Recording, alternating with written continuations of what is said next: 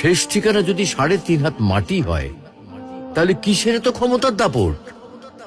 ভোর 5টায় মৃত্যু, সকাল 6টায় জানিয়ে দেওয়া হবে মাইকে, 8টায় শেষ গোসল করানো হবে, 9টায় তোমাকে নতুন কাপড়ে সাজানো হবে, জোহরের নামাজের পরে তোমার আলিশান বাড়ি থেকে বের করে নিয়ে যাওয়া হবে, 2টায় তোমার জানাজার নামাজ পড়ানো হবে, 2:30টায় তোমাকে কবরে নামিয়ে ফেলা হবে।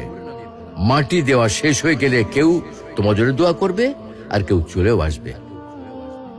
এই তো জীবনের শেষ আয়োজন। তো কিসের তো অহংকার, কিসের তো ক্ষমতার দাপট? হ্যাঁ, ক্ষমতা কারো জন্য চিরস্থায়ী নয়। অন্যায়ভাবে কাউকে ঠকালে একদিন ঠিক নিজেকেও ঠকতে হবে, এটাই নিয়ম। হ্যাঁ, এটাই নিয়ম।